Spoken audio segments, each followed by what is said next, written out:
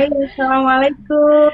Waalaikumsalam, Kakak. Dialah Kakak Aisyah Kak, ya Rosid. Allah, apa Aduh, kabar Kak Anissa? Iya, baik, Kak. Apa kabar, Kak Aisyah? Alhamdulillah, berkat doa Kak Anissa Alhamdulillah. dan semuanya. Masya Allah, doa kita semua ya, Kak ya. Kak, aku terima Iya, kasih banyak, Kak. Kakak udah join, udah mau bergabung di iya, di acara aku gitu ya. Kenapa? Karena penting banget, Kak, nih kalau untuk urusan-urusan kayak gini nih, saya aja lagi belajar-belajar terus ya, Kak ya. Nah, iya. apalagi kalau ngobrol sama kakak tuh enak banget. Makanya aku pikir kakak ada orang yang tepat nih untuk aku tanya-tanya tentang Nah, gimana sih kita tuh bersikap atau mendidik anak-anak kita yang sebagai penerus bangsa ya gitu. Tapi sebelumnya aku pengen teman-teman tahu dulu nih siapa sih Kak Aisyah ini. Kak Aisyah adalah seorang psikolog dan juga saya udah kenal lama dengan Kak Aisyah, seorang yang menurut saya baik hati dan lemah lembut sekali, ya hidupnya Allah, penuh Masya cinta, Allah. dan cintanya itu benar-benar Amin, terasa gitu ya, terasa kepada amin. keluarganya, kepada kita semua gitu lah. Karena menurut saya mungkin kakak ini seorang yang melankolis ya, yang mudah gitu ya, Masa yang sih? mudah menebar cinta gitu ya. Nggak tahu ya, kak, aku bukan psikolog, tapi menurut aku ya mudah menebar cinta seperti itu. Jadi aku merasakan banget ya, pasti kakak ini lahir dari seorang ayah yang luar biasa sehingga kakak bisa mempresentasikan cinta kakak itu ya, dan bisa dirasakan gitu, sama bahkan saya yang orang luar pun bisa merasakan hal tersebut gitu kak. Masya Allah, Pokoknya intinya terima kasih banyak Alhamdulillah. kakak udah join ke sini kak. Jadi Iya, kita terima ngobrol-ngobrol kasih nih kak sudah ya. mengundang saya.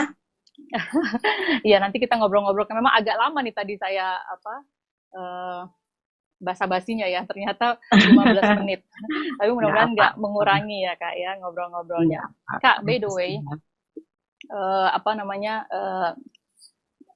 buat teman-teman solo speaking di manapun berada ya, untuk diketahui ya bahwa ternyata setelah saya semakin mendalami ya psikolog anak ini gitu, bahwa ternyata siklus kehidupan itu nggak melulu bahwa pendidikan itu harus dari seorang ibu. Tapi yang lebih penting itu justru pendidikan itu harus datang dari seorang kepala rumah tangga, yaitu ayah atau suami gitu ya. Kenapa? Karena ayah itu pertama adalah simbol kekuasaan, simbol kekuatan gitu ya. Sehingga itu mungkin bisa menimbulkan rasa aman, rasa nyaman kepada anak yang kadang-kadang justru lebih banyak bicara atau lebih banyak menasehati itu dari sisi perempuan gitu. Sedangkan laki-laki itu atau seorang ayah atau seorang suami itu ngomong sedikit aja anak udah bisa nurut. Nah, ternyata dalam satu penelitian itu yang saya baca ya, suara seorang ayah itu ternyata memiliki sebuah getaran yang sifatnya itu menenteramkan jiwa anak. Nah, itu luar biasa. Ini yang sebenarnya jujur banyak yang nggak dipahami juga sama teman-teman laki-laki ya. Gitu. Mereka pikir bahwa mendidik anak itu adalah tugas seorang perempuan. Padahal ternyata kalau memang mau hasilnya adalah ya seperti kakak ini ya, pandai berbahagia terhadap diri sendiri, mencintai diri Oh, sendiri. Tentunya amin. ya, tentunya harus lahir atau dapat pendidikan dari seorang ayah yang baik gitu ya kak ya. Nah, kalau yang kakak tahu sendiri kak, apa sih kak pentingnya pendidikan ini didapat dari support system yang lengkap dari rumah tangga ini? Gimana tanggapan kakak mengenai ini kak? Iya. Sebelumnya saya mau ucapkan salam dulu kepada teman-teman sahabat Soul of Speaking. Assalamualaikum warahmatullahi wabarakatuh. Alhamdulillah Waalaikumsalam alamin. warahmatullahi Wassalatu wabarakatuh. wassalamu ala sayyidina Muhammadin wa ala alihi wa sahbihi ajmain. Rabbi shrah li sadri wa yassir li amri wahlul 'uqdatam min lisani yafqahu qawli. Rabbi zidni ilman warzuqni fahman. Terima kasih sebelumnya juga kepada Kak Anissa, juga Soul of Speaking yang sudah memberikan kesempatan kepada Aisyah untuk berbagi sedikit dari ilmu yang memang Aisyah ketahui. Mudah-mudahan dari yang sedikit ini bisa bermanfaat bagi kita semua. Amin. Amin. Jadi Kak Anissa memang di keilmuan atau bidang keilmuan yang Aisyah pelajari bahwa siklus kehidupan itu bermula memang jauh dari siklus kehidupan seseorang itu bermulanya jauh dari sebelum dia dilahirkan. Jadi justru saat seseorang bercita-cita ingin berkeluarga misalnya, pertama kan dia harus menemukan pasangan dulu ya. Dari situlah cikal bakal bagaimana anak keturunan yang akan dihasilkan nanti, kualitasnya. Kemudian juga bagaimana dia akan menjadi pribadi yang seperti apa, itu dari jauh sebelumnya, dari pemilihan pasangan. Jadi baik perempuan memilih laki-laki ataupun laki-laki yang memang memilih perempuan, itu harus memikirkan A to Z-nya, kriteria apa yang dicari dan yang ingin diturunkan kepada anak-anaknya kelak. Sebagai kodrat manusia memang kan kita tidak selalu memiliki nilai-nilai positif atau sifat-sifat positif pada diri kita, ada yang negatifnya. Namun apabila kita sendiri bisa menilai sisi negatif kita itu yang mana, itu adalah suatu poin bahwa kita sudah mengetahui bahwa ada sisi negatif dari kita dan kita ingin perbaiki. Misalnya saja kita punya sifat pemalas. Nah, apakah kita ingin keturunan kita itu memiliki sifat pemalas? Nah, tentunya dalam nanti pada saat memiliki keturunan, itulah yang harus dikurangi, ditiadakan, dan lain-lain. Nah, sebagaimana kita memiliki sifat negatif, demikian juga orang lain. Tetapi sampai sejauh mana batas toleransi akan sifat-sifat negatif yang kita inginkan ada di pasangan. Karena pada saat kita memilih seseorang untuk dijadikan pasangan, tentunya kita melihat, bisa mengetahui dengan ilmu pengetahuan yang kita miliki, dengan feeling, dengan perasaan, rasa, kita bisa juga memikirkan, menganalisa, sehingga kita akan mencapai pada kesimpulan, oh ini masih bisa diperbaiki nih, ada satu sifat yang kurang baik di calon pasangan kita, yang insya Allah dengan berjalannya waktu nanti akan bisa berkurang kadarnya, sehingga mudah-mudahan nanti akan hilang sama sekali sifat negatif itu. Tetapi akan ada juga memang misal sifat-sifat yang sudah menetap, kuat, berkarakter kuat, berakar, sehingga kita memiliki analisa, aduh sepertinya sulit untuk diperbaiki sifat yang ada pada calon pasangan itu. Nah, karena kita diberikan akal pikiran oleh Allah, kemudian juga kita kolaborasikan dengan pengalaman yang kita miliki, karena biasanya orang menikah itu kan nggak belasan tahun ya, pada usia yang sudah matang, sehingga bisa memiliki analisa yang cukup dalam pada sifat-sifat yang dicari pada pasangan. Apabila itu dilakukan, kitalah yang bisa memberikan keputusan. Apabila kita ingin melakukan ini, resiko-resiko apa yang nanti akan kita hadapi di kemudian hari. Apakah nanti akan menurun kepada anak-anak kita, sampai batas mana kita yang bisa kita toleransi dan lain-lain. Oleh karena itu, itulah makanya saya katakan, bagaimana kita akan memiliki anak keturunan itu ditentukan dari bagaimana kita memilih pasangan kita. Kemudian setelah terlaksananya sebuah pernikahan, kita merencanakan untuk memiliki keturunan. Nah, tetapi ada juga pasangan-pasangan yang tidak berencana memiliki keturunan, kemudian pasangannya hamil, gitu. Jadi, apakah ini anak yang diinginkan ataukah tidak diinginkan, direncanakan atau tidak. Nah, itu berpengaruh kepada anak yang nanti akan dihasilkan. Bagaimana penerimaan lingkungan, misalnya mereka berdua sepakat untuk memilih 7 dan lain-lain. Jadi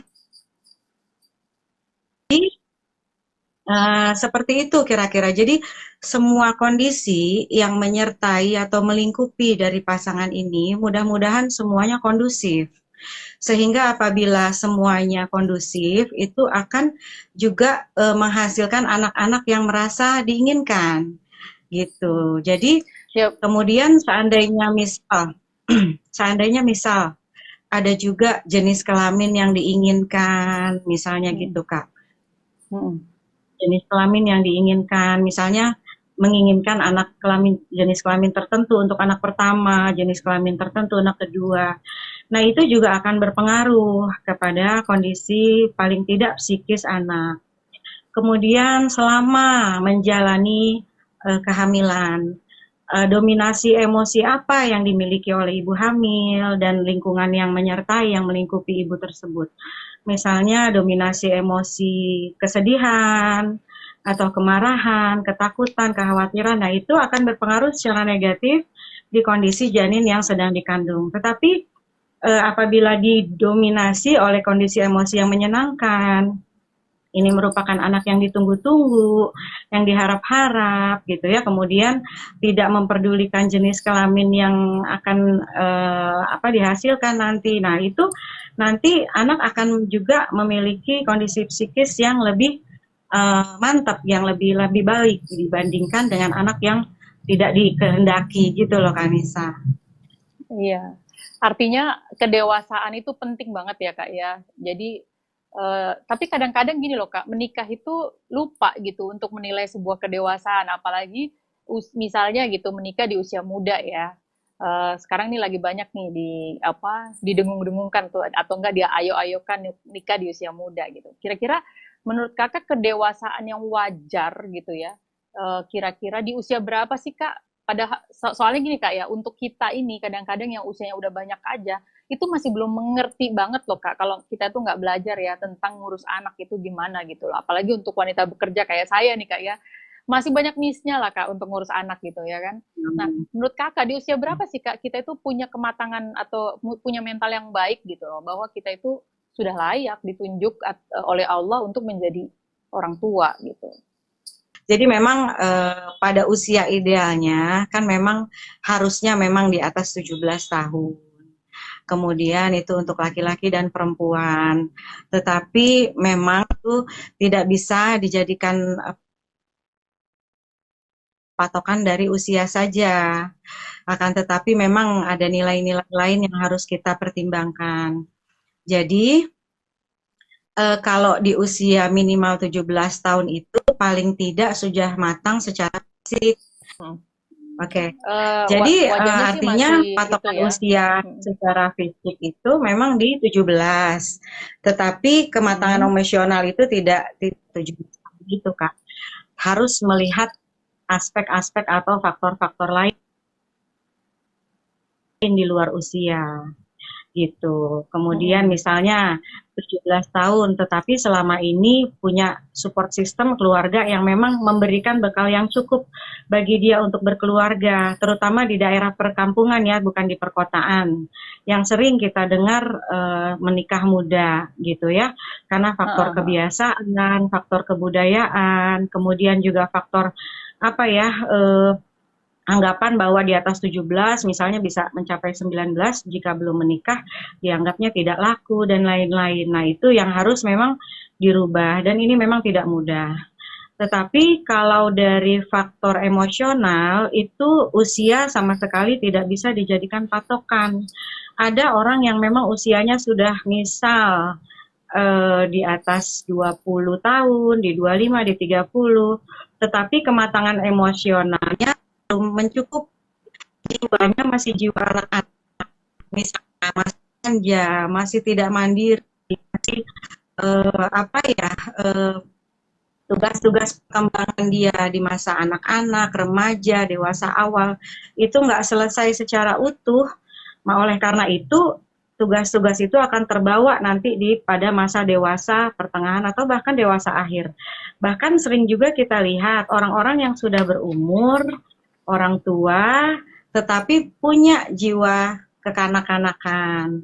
Itu karena mereka masih membawa PR-PR tugas perkembangan di masa-masa perkembangan sebelumnya selesaikan, gitu kan Nisa. Oke, Kak. Jadi dari penjelasan Kakak bahwa usia itu nggak menjamin kedewasaan seseorang ya, Kak ya. Halo, Kak. Halo, Kak. Halo. Oh my God. Jangan pergi, Kak. Halo, Kak. Oke, Kak Aisyah. Iya. Oke, ya Kak. Lanjut ya kita, Kak ya. Jadi tadi Kakak udah jelasin ya bahwa usia itu nggak menjamin tentang kedewasaan atau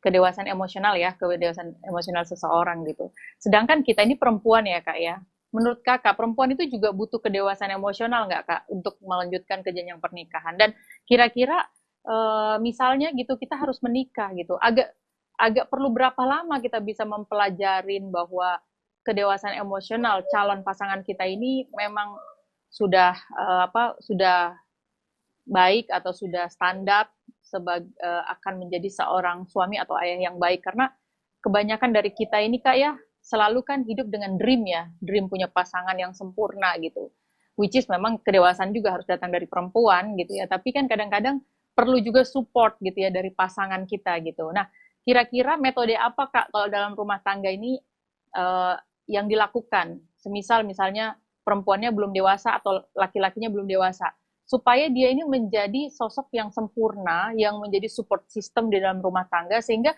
dia akan melahirkan anak-anak yang kira-kira akan menjadi pribadi yang hebat, yang luar biasa, yang siap bertarung ketika dia dewasa nantinya gitu. Kira-kira bagaimana cara menilainya kak? Karena gini loh kak, ngobrol atau umumnya, karena saya dulu juga ini ya kak ya sempat apa namanya taruh gitu ya kan. Nah, butuh berapa lama gitu untuk kita bisa ta'aruf, kemudian kita bisa menilai sosoknya yang akan menjadi calon suami kita ini emang layak gitu, menjadi apa, menjadi pasangan kita atau menjadi ayah buat anak kita nanti gitu. Itu kira-kira gimana kak tanggapan kakak? Sebenarnya pertama ya memang dilihat dulu agamanya ya Kak. Jadi apabila agamanya itu kita nilai sudah insya Allah baik, insya Allah kesananya baik.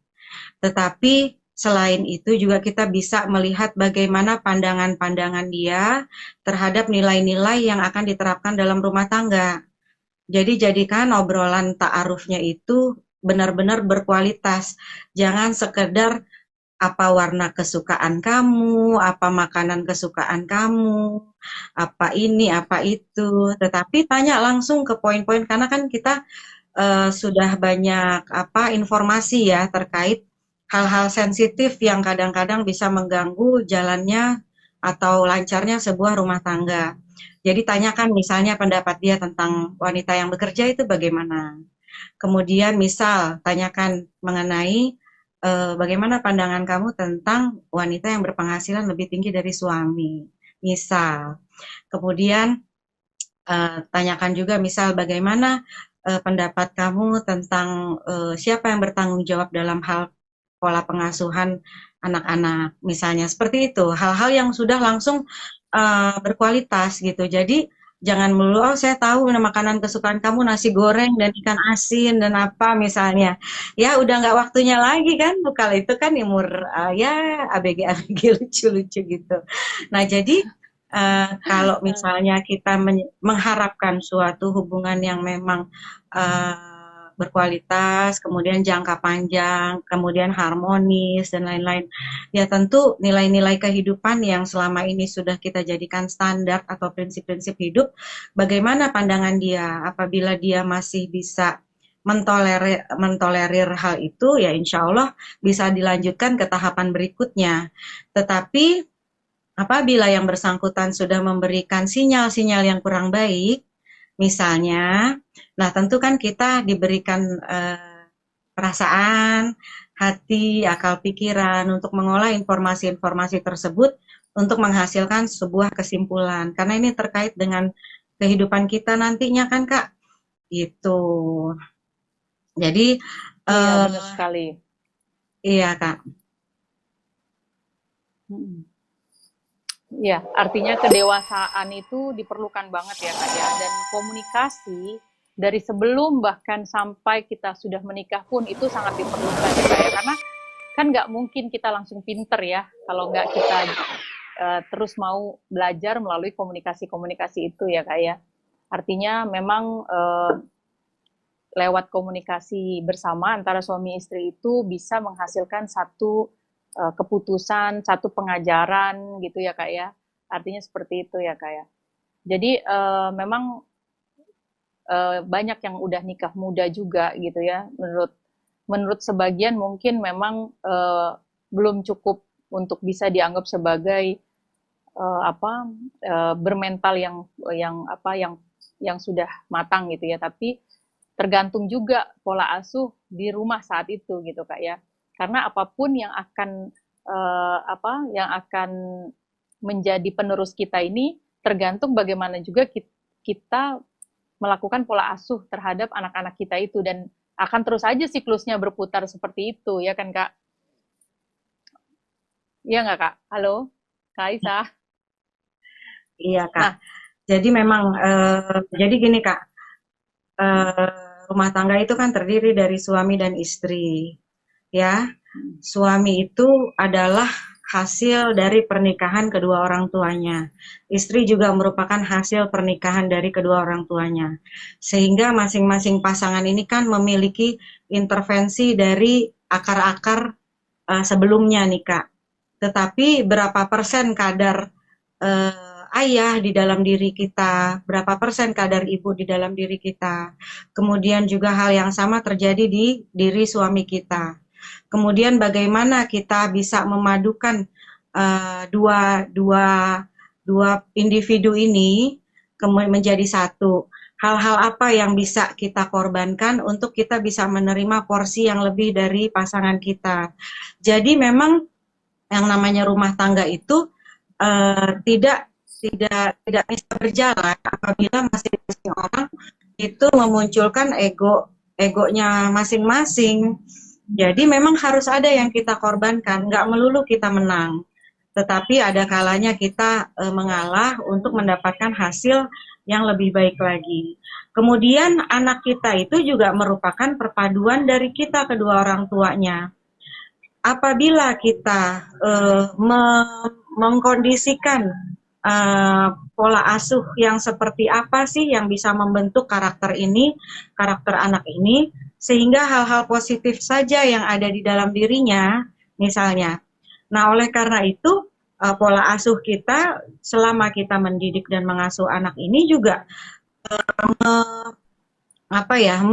dengan sebisa mungkin kita mengurangi hal-hal negatif yang bisa mempengaruhi perkembangan si anak. jadi kebanyakan seorang laki-laki itu menyadari bahwa ya udah saya kan udah kerja, bagi-bagi tugas lah gitu ya kan, kurang lebih gitu ya kan. Apalagi dasarnya seorang yang memang fighter banget ya, pekerja yang fight gitu ya, seorang ayah yang pekerja keras gitu ya kan. Nah, padahal kenyataannya apabila seorang anak gitu ya kehilangan atau kekurangan kasih sayang seorang ayah, dampaknya itu sangat berat gitu ya. Berat itu artinya ketika dia nanti besar, dia itu akan susah Kak menentukan laki-laki yang pas atau yang pantas untuk dia itu yang bagaimana, karena dia nggak punya role model gitu loh. Yang kedua mungkin dia juga merasa bahwa tidak bisa membandingkan yang baik dan tidak gitu. Misalnya maksudnya gini, ketika dia dihianati atau disakiti, bahkan mungkin dipukul dalam rumah tangga dia, karena dia nggak pernah tahu gitu, nggak pernah melihat dulu yang baik tuh gimana sih, ya karena modal kasihan atau apa ya, akhirnya dia memaklumi. Ini banyak banget deh Kak, kendala-kendala itu. Makanya penting banget sih kita itu menyadarkan para pasangan kita ya atau suami kita gitu ya, bahwa pendidikan pendidikan dari seorang ayah atau suami itu penting banget buat anak, terutama anak perempuan gitu. Kenapa? Karena anak perempuan ini akan menjadi menjadi satu dasar lagi untuk melahirkan lagi keturunan gitu. Sehingga kalau dia nggak tepat gitu ya dalam memilih pasangannya, ya akan kembali lagi siklusnya itu berputar terus dan dia susah untuk keluar dalam kondisi yang semakin memburuk itu ya. Artinya ya itulah maksud saya, gimana Kak menurut Kakak kondisi-kondisi seperti ini? Apakah gitu yang harus sering diberi pengertian itu perempuannya, ataukah yang harus sering diberi pengertian itu laki-laki? Menurut Kakak gimana itu Kak menurut Kakak? Ya, jadi gini Kanisa, kalau memang seperti yang Aisyah juga sampaikan bahwa pernikahan itu kan terdiri dari dua orang, laki-laki dan perempuan. Sebenarnya jika masing-masing person ini atau masing-masing individu ini bisa memahami peran dan fungsi masing-masing yang dimiliki oleh pasangan, itu insya Allah keharmonisan rumah tangga bisa berjalan. Jadi yang namanya suami, yang namanya ayah bisa mengetahui peran dan fungsi suami dan ayah. Begitu juga dengan ibu atau istri, bisa mengetahui peran dan fungsi ibu. Begitu juga dengan anak, bisa mengetahui peran dan fungsi anak. Jika semua anggota keluarga ini bisa memahami peran dan fungsi, insya Allah dinamika keluarga, keharmonisan keluarga itu bisa terjadi gitu atau bisa terlaksana. Nah, tetapi perannya kan beda-beda nih, ya. Ibarat sebuah pohon, ayah itu seperti sebuah pohon. Kalau ibu ibarat seperti sebuah rumah. Jadi pohon itulah yang melindungi supaya rumah ini tidak terkena terik sinar matahari, tidak terkena terpaan angin yang kuat. Sedangkan rumah ini adalah cerminan dari ibu, yang mana dialah yang memeluk anak-anaknya di rumah. Tetapi walaupun dua fungsi ini atau dua peran ini berbeda, tetapi dalam hal pengurusan anak itu ayah tidak kalah pentingnya dengan seorang ibu. Jadi memang kedekatan dengan kedua orang tua itu bisa menjadikan seorang anak itu mampu untuk beradaptasi dengan berbagai peran dan fungsi dirinya sesama gender dirinya, misalnya dia perempuan ya dengan perempuan, tetapi karena cerminan ayah yang begitu kuat di dalam dirinya, dia juga bisa memahami peran dan fungsi laki-laki yang nanti bisa dilihat pada suaminya, gitu Kak. Jadi misalnya dia tidak mendapatkan informasi yang baik, yang jelas, yang terang, bagaimana sih seorang ayah itu harus berlaku kepada anaknya, bagaimana seorang suami itu harus berlaku kepada istrinya, dia tidak ada clue. Dengan tidak adanya clue, dia tidak tahu apa yang harus dilihat dari seorang pada saat dia mau mencari pasangan. Tetapi apabila selama ini dia mendapatkan stimulasi yang baik dari kedua orang tua, mendapatkan pendidikan yang baik, pola asuh yang baik, penjelasan yang baik, jawaban yang baik jika dia ada pertanyaan, maka rasa keingintahuan pada dirinya itu kan akan terpenuhi. Sehingga pada saat dia pada masanya nanti mencari pasangan, dia sudah tahu apaan yang dia harus cari gitu di pasangan tersebut. Jika dia melihat ada hal baik di dalam diri ayahnya, itu yang akan dia cari di pasangannya. Tetapi jika dia melihat ada hal yang kurang baik pada diri ayah atau pada diri ibunya, itu yang akan dia hindari harusnya pada saat dia mencari pasangan. Jadi memang pembelajaran, penjelasan, informasi yang cukup sesuai usia pada masa pertumbuhan anak. Jadi misalnya ya tentu kita tidak jelaskan fungsi dan peran orang tua, suami istri kepada anak misalnya masih di usia taman kanak-kanak, sekolah dasar. Tetapi pada perkembangan tahapan selanjutnya itu di sekolah menengah pertama, itu kan mereka sudah mulai ada perpindahan, ada masa transisi karakter. Dari anak ke remaja. Mulai ada menstruasi, yang cowok-cowoknya mulai ada kumis-kumis tipis di sini. Sehingga tadinya senyumnya biasa aja, begitu ada kumisnya kok jadi manis, ini dia anak ini ya, misalnya kayak gitu. Itu ketertarikan pada lawan jenis memang dimulai pada usia tersebut. Karena ada perubahan-perubahan fisik yang ada pada diri dia, yang juga mengakibatkan perubahan mental. Jadi banyak keingintahuan tentang perubahan yang terjadi, tapi dia lihat di lawan jenis juga ada perubahan-perubahan, dan itu dia pengen tahu apa saja. Nah, selain yang dijelaskan di sekolah, tentu dia masih punya segudang pertanyaan. Nah, tempat dia bertanya selanjutnya ya di rumah. Jika orang tua bisa memahami pentingnya masa transisi ini pada anak, bagaimana kita memberikan jawaban yang cukup pada anak, itu nanti dia akan menjalani masa transisi ini dengan mudah. Tetapi jika tidak, itu akan menjadi masa transisi yang sulit. Makanya ABG banyak yang bilang ABG labil, yang emosional, yang nggak jelas, galau, bla bla. Nah, tetapi jika itunya cukup, nanti dia akan punya bekal pada masa transisi berikutnya, yaitu dari remaja ke dewasa. Dewasa awal itulah tempat di mana kita mulai cari pasangan, gitu kan Nisa. Mulai Iya, jelas jadi ya Kak Gita omongan kita oh, ya, obrolan bagus kita. bagus nih bagus. Karena udah nggak putus-putus ya Kak ya. Tapi gini Kak, Iya. kita kan tahu sendiri ya fenomena fenomena yang terjadi di lingkungan kita sendiri gitu bahwa perpisahan itu kan nggak bisa dihalangi gitu ya Kak ya. Nah, tapi bagaimana ketika kita berpisah pun tidak menghilangkan hak anak kan gitu untuk dia bisa Mm. mendapat perhatian gitu dari kedua orang tuanya. Nah, kira-kira menurut kakak ini sulit nggak sih kak ketika kita berpisah itu sulit nggak untuk bisa menjadikan apa pendidikan yang sempurna untuk anak gitu? Sulit nggak kira-kira menurut kakak? Jadi perpisahan itu tentunya memang Hmm. tidak saja bagi anak-anak ya. Bagi kedua pasangan ini kan juga merupakan suatu perubahan yang besar. Sehingga harus ada penyesuaian-penyesuaian yang harus dilakukan menanggapi kondisi baru nih yang sedang terjadi. Nah, untuk bagaimana seorang anak menanggapi atau menghadapi perpisahan orang tua, itu juga memang tergantung dari pada saat usia berapa anak mengalami perpisahan ini. Jika pada saat si anak pada masa anak-anak atau kanak-kanak ya, kalau kanak-kanak kan di usia di bawah 6 tahun misalnya. Kemudian pada masa anak-anak di atas 6 tahun ya sekolah dasar gitu ya.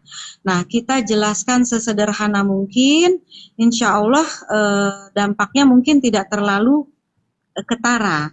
Tetapi pada anak di usia berikutnya, misalnya usia remaja awal, ya yang tadi saya bilang ABG, masa puber.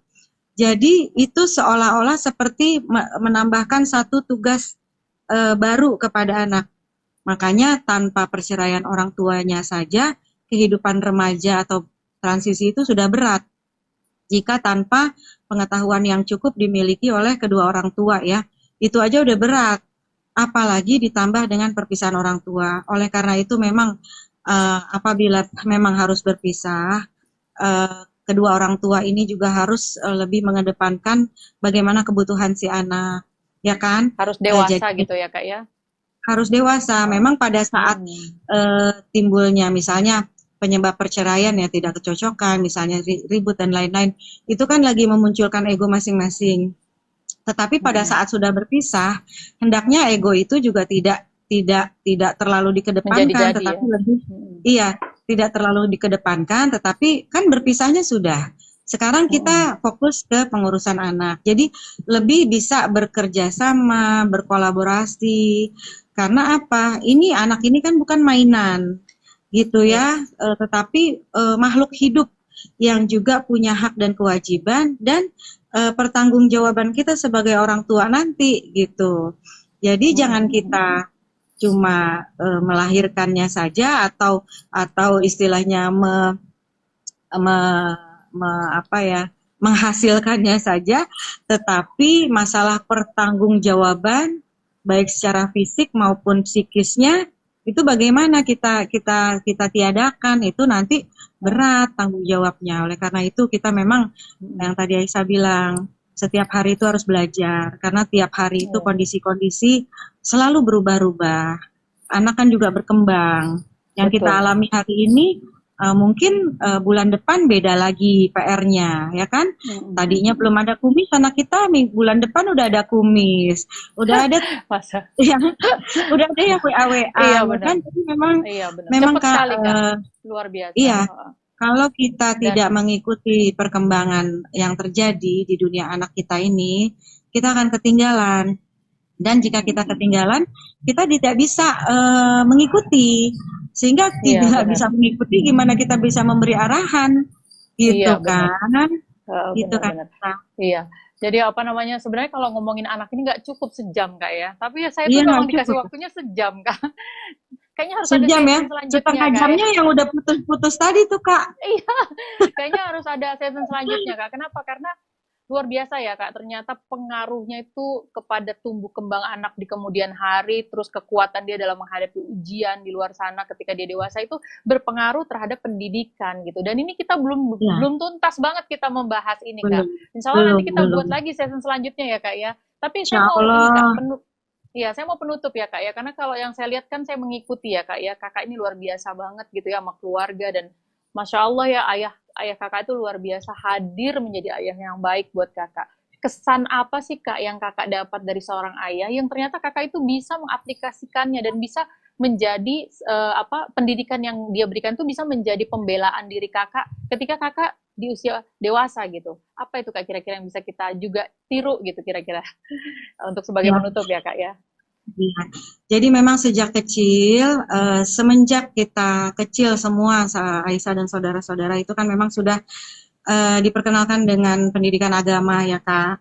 Jadi dulu pada masanya itu kecil-kecil kita belum mengerti, ya kita tahu kita sholat, kita puasa dan lain-lain. Tetapi impact-nya kepada kehidupan kita itu kan kita belum terlalu paham.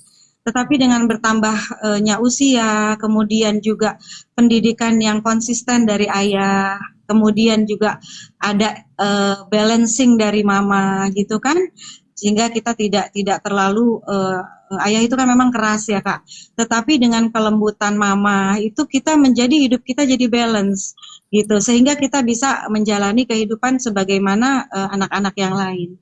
Tetapi dengan bertambahnya umur itu kemudian kita lebih memahami peran dan fungsi dari masing-masing kita, kemudian juga diagamakan kewajiban kita kepada orang tua itu kan sebelum kita menikah ya, itu surga kita di situ. Karena yang Aisyah ingat dulu adalah memang kedua orang tua Aisyah itu memang berbakti kepada kedua orang tuanya. Dan ada hadis yang mengatakan jika ingin anakmu berbakti kepadamu, kamu berbakti kepada orang tuamu gitu. Jadi itu akan berputar. Jadi itulah yang Aisyah pegang. Aisyah mengharap kami anak-anak kita nanti akan bakti kepada kita dengan terus berpegang teguh kepada agama, ya kan? Ya ujian hidup, cobaan boleh datang silih berganti, tetapi selama kita memegang talinya Allah, insya Allah kita tidak akan terlepas. Begitu udah miring kanan kiri, ada yang narik lagi kita, yaitu support sistem kita, keluarga itu Kak. Mudah-mudahan bisa istiqomah, apalagi punya teman-teman seperti Kanisa yang selalu mengingatkan. Kakak. Justru saya ini diingatkan oleh kakak nih. Ya Allah, Masya Allah, terima kasih. Ternyata memang pendidikan dari ayah itu melekat ya Kak ya, sampai kita dewasa dan luar biasa ya Kak ya. Memang banyak banget nih sebenarnya yang saya mau bahas nih Kak, tapi karena kita waktunya terbatas, saya nih kayaknya harus minta tolong nih sama foundernya, besok saya mau minta sessionnya Kakak dilanjutin deh, karena ini ada beberapa pertanyaan juga yang akhirnya kita nggak bisa jawab nih Kak. Ini nanti insya Allah dijawab di pertemuan selanjutnya ini, insya Allah kalau dapat restu dari founder ya Kak ya, karena ini asik banget menurut saya. Pendidikan anak itu memang harus dimulai dari sedini mungkin supaya dia nanti akan bisa menghadapi atau menciptakan kehidupan yang lebih baik dari kita ya tentunya ya Kak ya. Jadi bukan cuma sukses dapat duit doang ya Kak ya, tapi sukses membahagiakan dirinya gitu. Dan itu pun ternyata seperti yang Kakak bilang, itu pendidikan mulai dari kandungan, kemudian saat dia lahir, dari dia baby sampai dia kemudian boys gitu ya. Maksudnya apa sih kalau setelah baby tuh? Ya itu terus teenager dan lain sebagainya. Anak-anak gitu ya. Jadi luar biasa Kak, itu memang dibutuhkan dua orang ya, suami istri atau support system dalam rumah tangga itu untuk kerjasama sehingga anak bertumbuh dan bisa membela dirinya ketika dia nanti dewasa. Masya Allah Kak, luar biasa masukannya. Mudah-mudahan nanti kita bisa ada lagi waktu ini buat bisa ngobrol-ngobrol. Tapi tentunya dengan signal yang lebih baik ya Kak ya. Kalau tahu kita waktu dari tadi di sini. Iya Kak, mudah-mudahan lebih baik semuanya. Iya. Mohon maaf ya, jika ada kesalahan dalam penyampaian ya Kak. Insya Allah nggak ada Kak, kita maklum. Tapi menurut saya tadi belum hot gitu pembicaraan kita, baru awal-awal gitu. Jadi teman-teman ini insya Allah nanti pertanyaannya mudah-mudahan nanti ada session yang bisa ada waktu ya, bisa kita ngobrol lagi. Insya Allah nanti pertanyaannya dijawab di session selanjutnya. Tetap setia ya di acara ini gitu. Terima kasih Kak atas waktunya. Terima kasih juga Kak. Kakak sehat selalu bersama keluarga ya. Bermanfaat. Amin. Allah juga ya. Assalamualaikum warahmatullahi wabarakatuh. Ya Allah disampaikan. Makasih Kak.